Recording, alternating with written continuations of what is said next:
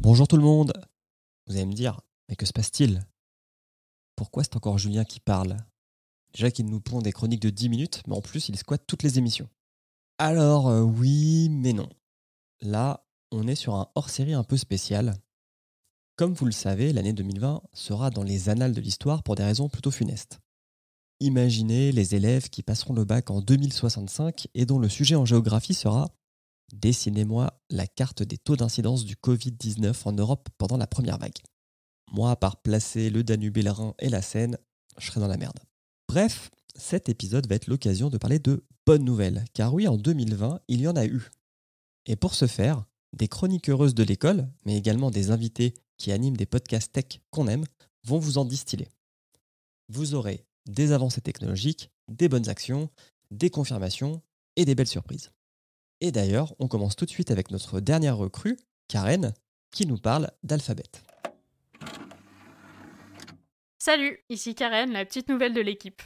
Alors, la bonne nouvelle de 2020 dont je voulais vous parler, elle a mis un peu de temps à arriver. Elle a même été annoncée qu'en 2021, mais comme elle a mûri pendant un an, je me suis permise de revenir dessus. Alors, si ça a mis si longtemps à arriver, c'est pas juste parce que l'année a été un peu compliquée, c'est la faute des Américains.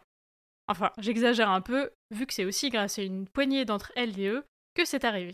Le 4 janvier 2021, environ 200 employés d'Alphabet, la maison mère de Google mais aussi de YouTube, Gmail et plein d'autres services, ont créé un syndicat, l'Alphabet Workers Union. Leur but, c'est pas seulement de défendre les droits des employés comme les syndicats qu'on connaît en France. Parce que vous vous doutez que 200 personnes, par rapport aux milliers qui bossent pour Google, ça fait pas bien lourd. Le but de l'Alphabet Workers Union, c'est de tenter d'influer sur le rôle que joue Google en tant qu'entreprise technologique dans la société. Ça fait suite à plusieurs événements. Il y a eu un projet d'intelligence artificielle à but militaire qui a été mené de manière secrète, des soupçons d'espionnage des employés les plus militants, justement dans le but de les empêcher de s'unir en se syndiquant par exemple, des affaires de harcèlement sexuel par des dirigeants qui étaient couvertes plus qu'entendues, mais aussi des licenciements abusifs. Il y a notamment eu celui de Timnit Gebru, qui travaillait sur les questions d'éthique liées à l'intelligence artificielle, et qui avait écrit un mail pour alerter Google sur les biais des systèmes d'intelligence artificielle et pour critiquer la politique de recrutement des minorités. Aujourd'hui, Google, c'est plus l'oasis qu'on vantait il y a quelques années avec ses bureaux aux allures de centres de loisirs et ses salaires à vous faire péter les poches. Et ses employés comptent bien non seulement le faire savoir, mais aussi faire tout ce qu'ils et elles peuvent pour que ça change.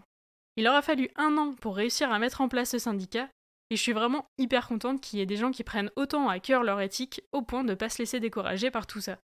J'espère qu'ils seront nombreux et nombreuses à rejoindre l'Alphabet Workers Union, et je fais le vœu, un peu comme une Miss France, qu'ils et elles réussissent à rendre le monde de la tech encore meilleur en 2021.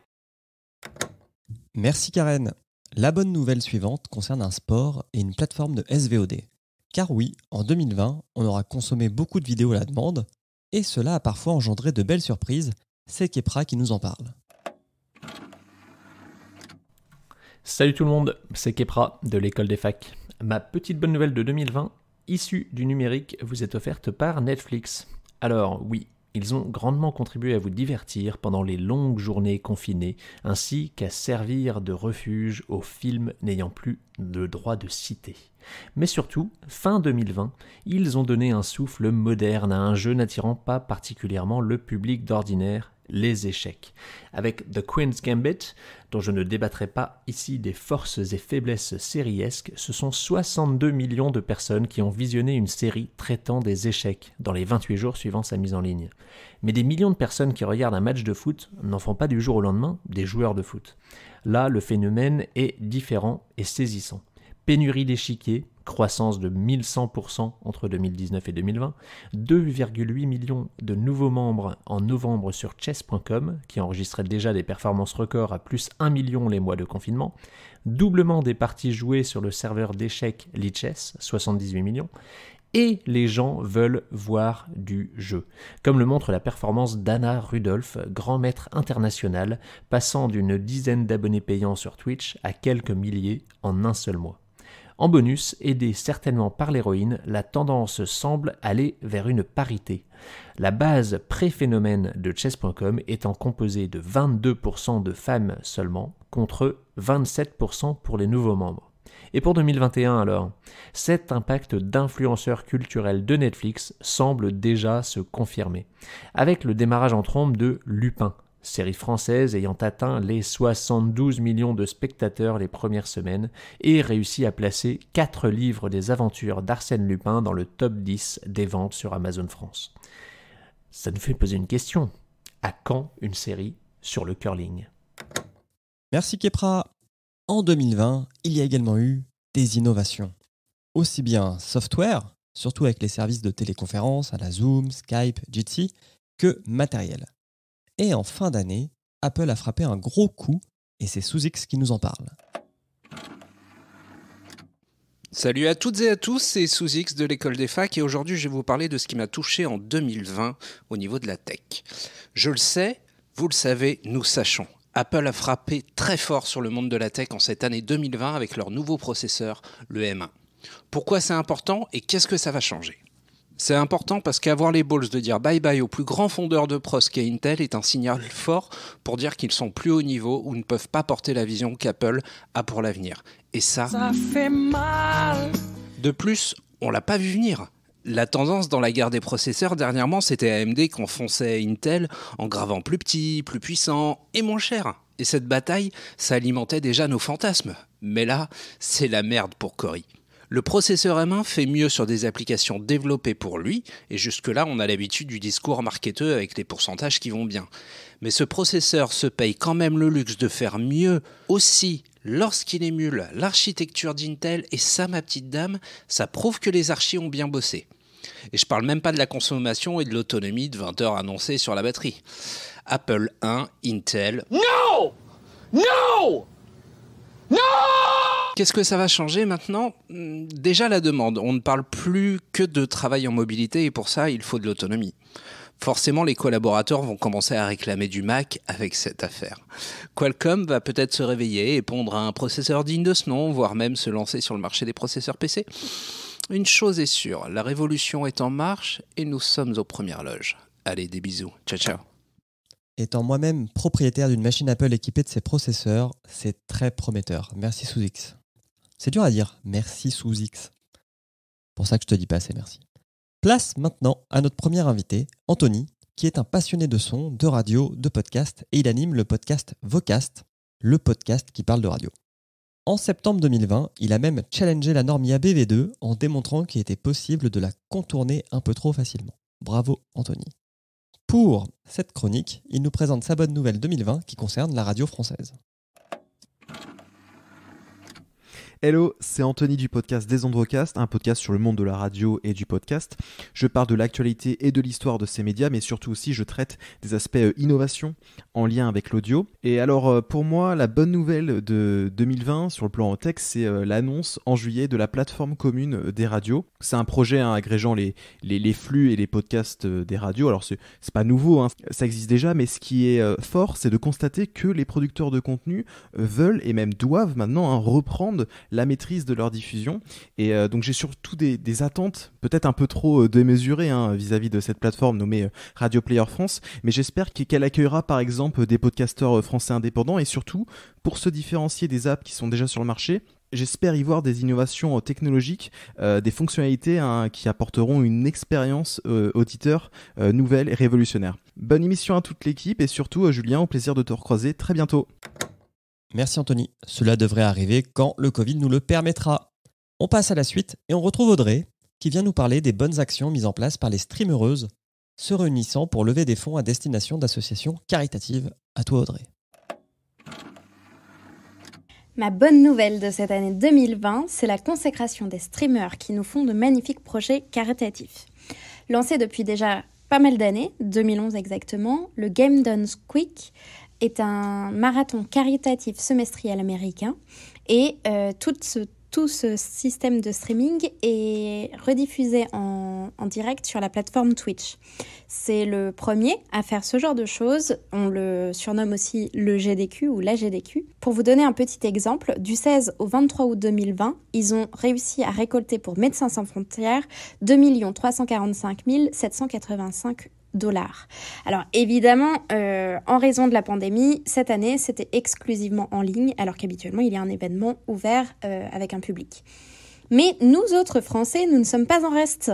Et c'est de ça que je veux vous parler aujourd'hui. Le Z-Event, qui est un projet caritatif qui est créé par Adrien Nougaret, plutôt connu sous le nom de Zerator, ainsi que Alexandre Dachary, connu plutôt sous le nom de Dash, ayant pour objectif de réunir des streamers francophones pour récolter des dons qui permettent de soutenir une association caritative. À l'inverse de la GDQ qui elle, se concentre sur Médecins sans frontières ou la recherche contre le cancer, le Z-Event, lui, a pour objectif de donner chaque année à une entité différente. Donc on a déjà eu par exemple la Croix-Rouge française, Médecins sans frontières, l'Institut Pasteur, et cette année c'était pour Amnesty International France. Ainsi, cette année, du 16 au 18 octobre 2020 à Montpellier, ville de naissance d'Adrien Nougaret, les 54 streamers ont récolté pour Amnesty International une petite somme de 5 724 377 € en 55 heures. Alors, on peut dire que les Américains sont assez forts sur pas mal de choses, mais nous autres Français, on est aussi très doués pour les surpasser. Je trouve que c'est une très bonne nouvelle de voir que les gens s'impliquent de plus en plus dans des causes diverses et variées, alors que, évidemment, c'était pas forcément évident d'organiser quelque chose en termes de pandémie. Voilà, merci beaucoup. Merci Audrey de nous montrer que les jeunes peuvent faire des belles choses pour la communauté. On passe à Simon qui a repris un thème déjà évoqué en 2019, le télétravail. Car oui, le télétravail c'est une bonne nouvelle pour le monde de l'entreprise et pour les salariés, comme nous le raconte Simon. Il est hélas encore trop tôt avec cette rétrospective 2020 pour parler des bienfaits des nanomachines 5G qui seront injectées avec les vaccins Covid-19. Par contre, mes félicitations vont aux scientifiques instigateurs du complot coronavirus, qui ont réussi à propager un nouveau gène partout autour du globe, celui de la conscience professionnelle. Rembobinons quelque peu. Dans l'école des facs, nous vous avons à de nombreuses reprises évoqué la frilosité des entreprises à autoriser leurs employés d'user du télétravail de façon régulière. L'argument choisi est généralement que les employés, abandonnés à eux et elles-mêmes, seraient bien moins productifs et efficaces. Quid des réunions, quid des échanges entre collègues? Non, le télétravail n'était clairement pas envisageable et du coup exclu. Tant d'arguments usés à force d'être répétés.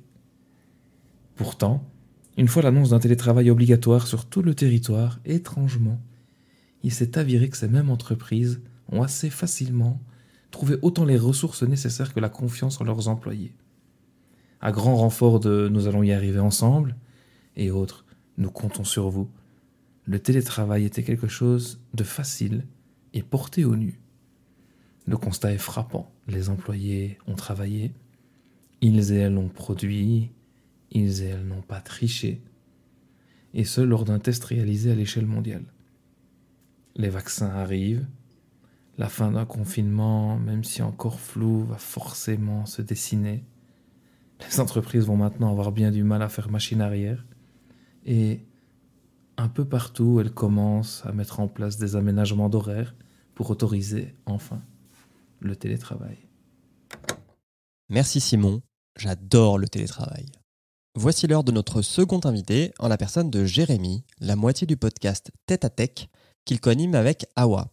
C'est un podcast qui étudie les impacts des nouvelles technologies sur nos sociétés, et pas que en France. Par exemple, l'un des derniers épisodes parlait de la phone tax qui est maintenant applicable au Cameroun. Voilà. Et si vous voulez en savoir plus, allez les écouter. Là, Jérémy va nous parler de la place de la technologie dans notre société. Bonjour, je suis Jérémy, un des 2 co-hosts de Tête à Tech. Avec Awa, nous nous appuyons tous les 15 jours sur l'actualité afin d'offrir une analyse incisive des nouvelles technologies et leurs impacts sur nos sociétés. Lorsqu'on nous a demandé quelle était la bonne nouvelle dans la tech en 2020, nous n'avons pas hésité une seule seconde. En 2020, nous constatons enfin le résultat du travail acharné mené par toute une multitude d'organisations et de personnes à travers le monde afin de ramener dans l'espace public la question de la technologie. En effet, la technologie n'étant pas une force neutre, elle se doit d'être questionnée. Durant un discours sur l'innovation et la 5G, le président de la République Emmanuel Macron a fait référence au refus d'adopter le modèle Amish, se moquant du débat en France de la 5G. Au-delà du débat lui-même et du bon mot du président français, nous trouvons fantastique qu'une critique de la technologie arrive autant à occuper l'espace public. Conventions citoyennes, consultations, ateliers collaboratifs, les citoyens et leurs représentants se retrouvent enfin pour discuter des impacts de la technologie sur nos vies. Et si ça, ce n'est pas une bonne nouvelle, je ne sais pas quoi vous dire. Merci Jérémy. On approche de la fin de l'émission et il nous reste 2 bonnes nouvelles. Nous sommes obligés de parler également de santé quand on pense à 2020. Et pour moi, la bonne nouvelle de 2020, c'est la mise en avant de l'open data par des gouvernements, des organisations de santé et des universités afin de déjouer la désinformation, le tout repris par des particuliers. En effet, au début de la pandémie, rappelez-vous quand nous avons tous découvert la map monde de l'université Johns Hopkins, suivant la progression du virus en temps réel. Et puis, des individus, souvent informaticiens en biologie, en statistique, ont pris ces données et en ont fait des tableaux digestes, compréhensibles et informatifs pour des pays et des peuples. Pour comprendre ce qui va se passer chez soi, mais également voir ce qui se passait chez ses voisins et parfois relativiser. En Suisse, nous avons eu le site corona-data.ch, créé par Daniel Probst, bioinformaticien qui a construit seul un site mis à jour tous les jours et plus rapidement que celui de la Confédération. Allez voir son Twitter, c'est twitter.com/skeptes, donc ça s'écrit SKEPTEIS. En France, il y a eu Guillaume Rosier, ingénieur de 24 ans en informatique spécialisé dans le traitement des masses de données. Il a créé le site, tout seul encore, covidtracker.fr, qui est plus fluide et digeste que le site du ministère de la Santé. Encore mieux, il a créé le site de référence pour suivre l'évolution de la vaccination, recoupant les informations du ministère de la Santé qui à la fin lui donnait directement avec celles de la presse régionale. Et là, Samuel Etienne like this. Donc le Twitter de Guillaume Rosier, c'est twitter.com/Guillaume Rosier, Guillaume Rosier, R-O-Z-I-E-R. Alors ces sites peuvent être à double tranchant, montrant parfois les mauvaises décisions ou la lenteur des actions du gouvernement. Mais au moins, on se base sur des faits pour challenger et non du sentiment, du on dit que, du ressenti. Et ça fait du bien. Voilà, c'était ma bonne nouvelle de 2020 et nous allons clôturer cet épisode avec un dernier invité. On reste dans le domaine de la santé, mais cette fois-ci en Chine. C'est Frédéric du podcast Asie et Innovation, podcast qui, comme son nom l'indique, parle d'Asie et d'innovation. Pour nous, Frédéric va nous parler de Ping An. Parmi les bonnes nouvelles de la tech, la santé connectée en Asie, notamment l'offre de Ping An, le AXA chinois. D'abord, il y a Ping An Good Doctor. Ping An Good Doctor, c'est une plateforme de services dédiée à la santé. Elle veut se positionner comme un guichet unique, disponible 24 heures sur 24 et 7 jours sur 7 entre le patient et l'ensemble des parties prenantes d'un système de santé. Et que fait-elle cette plateforme ? Eh bien, tout ce que peut faire un médecin généraliste qui n'a pas besoin de vous voir. Vous choisissez un professionnel, vous prenez rendez-vous, vous faites votre téléconsultation, vous payez et on vous livre vos médicaments à domicile en 1 heure. Et ça marche puisque fin juin 2020, le nombre d'utilisateurs enregistrés sur Ping An Good Doctor avait atteint 346 millions. C'est plus que Pinterest ou Twitter. Et en plus ici, il n'y a pas de faux comptes. Pas comme ceux qui tweetent frénétiquement que la réinterprétation de Savez-vous planter les choux par Black M et Gims redéfinit les standards de la chanson francophone. Chez Good Doctor, le recours à l'intelligence artificielle est omniprésent. Les patients entrent dans l'application mobile leurs données personnelles et leurs antécédents médicaux. Ils décrivent leurs symptômes et une IA propriétaire réalise un diagnostic qui est proposé au praticien. Ce dernier vérifie et il valide. Il s'agit du docteur AI. En complément de l'application et dans une merveilleuse stratégie O2O, online to offline, Ping An a également lancé les One Minute Clinics. Fermez les yeux, froncez les sourcils et imaginez un photomaton tout rouge. Vous le collez à un distributeur automatique, du genre de ceux qu'on trouvait sur les quais du RER et qui m'ont volé 2 € le 28 janvier 2008. Et vous pouvez visualiser alors les 3 mètres carrés qui font cette clinique. Ces cliniques sont elles aussi accessibles 24 heures sur 24 et 7 jours sur 7 et vous pouvez y consulter notre fameux docteur AI. Une fois le prédiagnostic établi, un vrai médecin reprend la main via téléconsultation et il prescrit si besoin. Le distributeur automatique dispose d'une centaine de médicaments courants. Et évidemment, en cas de médicament manquant, il est bien sûr possible de le commander online sur l'application et de se le faire livrer.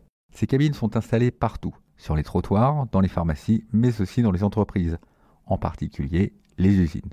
Alors c'est rigolo, ça marche super bien, mais pourquoi est-ce que c'est une bonne nouvelle ? Parce que lorsque des hordes de Parisiens bobos auront fait leur retour à la Terre, ils découvriront un concept un peu abscon, les déserts médicaux. Et n'en déplaise aux experts Yaka Faucon du système de santé français, diplômé S-Vidéo de 3 minutes sur Facebook, c'est un problème qui est durablement installé, ainsi que le manque chronique de médecins généralistes. Ces systèmes pourraient donc apporter une aide précieuse pour améliorer la santé de tous. Merci Frédéric. Voilà, c'est la fin de cette hors-série Good Vibes 2020, offert gracieusement par l'École des Facs et des invités de podcast qu'on vous recommande d'écouter. Voici donc un petit rappel. Nous avons eu Vocast, le podcast qui parle de la radio, Tête à Tech, l'analyse des nouvelles technologies sur nos sociétés, et Asie et Innovation, le podcast des ruptures technologiques qui ont lieu en Asie. Si vous aimez cet épisode, partagez-le, faites-en des stories en nous taguant sur École des Facs, à peu près sur tous les réseaux sociaux, puisque maintenant c'est à la mode, les stories. Sinon, vous pouvez faire un petit tweet, un avis 5 étoiles sur iTunes ou sur Podcast Addict. L'École des Facs est un podcast du label Podcut. Retrouvez les 23 autres podcasts du label sur www.podcut.studio et venez nous soutenir sur notre Patreon, patreon.com/podcut. Cela nous permet de financer le développement de tous les podcasts du label et en contrepartie, vous avez le droit à des articles écrits par nos podcasts tous les jeudis matins dans votre boîte aux lettres, l'accès à notre Discord et des goodies. Bonne journée à toutes et à tous et on se retrouve très bientôt. Des bisous.